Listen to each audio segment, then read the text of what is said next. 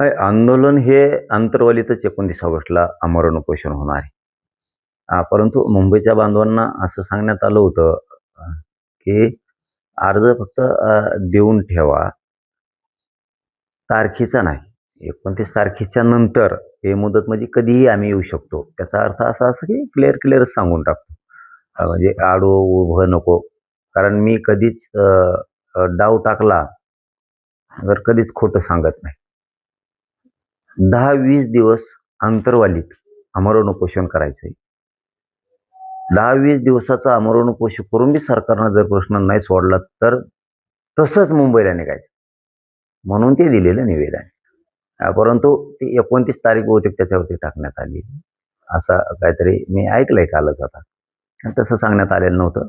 बांधवांना सांगितलं होतं की 29 ऑगस्टला आंतरवालीतच उपोषण होणार आहे. पण 10-20 दिवसही उपोषण करून जर सरकार दखल घेणार नसलं तर आपल्याला मुंबईकडे निघायचं. त्या दृष्टिकोनातून ते दिलेलं आहे. काही कोणाला जर वाटत असेल बाबा की आमचं निवेदन दिलंय म्हणून तुम्ही दिलंय तर मग आम्हाला आधी परवानगी द्या, पहिलं प्राधान्य आम्हाला द्या. काही स्वयंघोषित नेते तर ओबीसी समाज नाही की ज्यांना स्वतःचा स्वार्थ साधायचा आहे, राजकीय पोळी भाजायची असे. काय अडचण नाही मला, तुमचीच परवानगी घ्या. काही अडचण नाही आम्हाला. आम्ही 29 ऑगस्टला इथं करून येणार आहेत तिकडे. दादा वारंवार उपोषण करताय, तुमच्या शरीराला थकवा जाणवतोय, याच्यातून बरेचदा असं व्यक्त होतं की तुमच्या जीवालाही धोका होऊ शकतो. एवढा धोका तुम्ही का पत्करताय?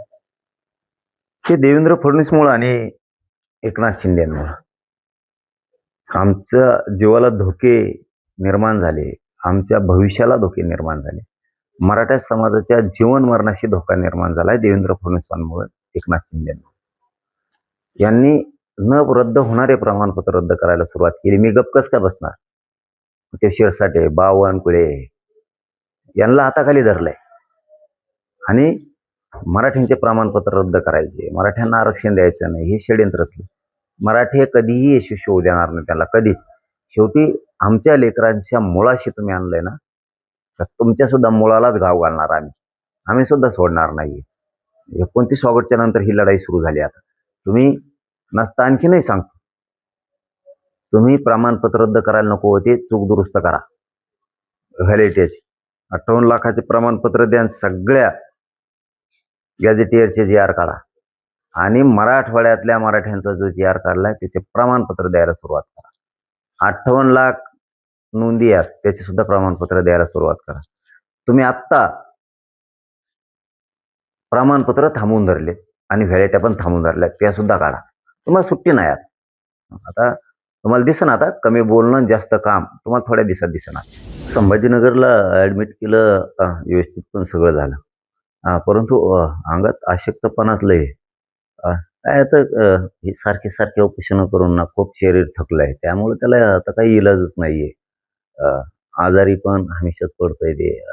अशक्तपणा, पोटात आग होणं, अंग थरथर कापणं, हे प्रकार सारखा सुरू आहे. त्याला इलाजच नाही काय आता. पण आता काल पण सलाईन घेतल्या, आज पण घेतल्यात आता. त्यामुळे आता तब्येत बरी आहे. परंतु नाविलाजानं आता विदर्भातला आणि मराठवाड्यातला दौरा रद्द करावा लागला. परंतु ठीक आहे, बांधवांचे फोन पण येत आहेत. पश्चिम महाराष्ट्रातल्या, आमच्या मराठवाड्यातल्या, विदर्भातल्या बांधवांचे फोन येत आहेत की ठीक आहे, तुमची तब्येत बरोबर नाही ना तर तुम्ही आराम करा, आम्ही करतो तयारी. असं आता मराठा समाजाचे फोन सुरू झाले की आम्ही तयारी करतो, आम्ही गावोगावी जातो, शहरात जातो, तालुक्यात जातो, जिल्हाभरात जातो.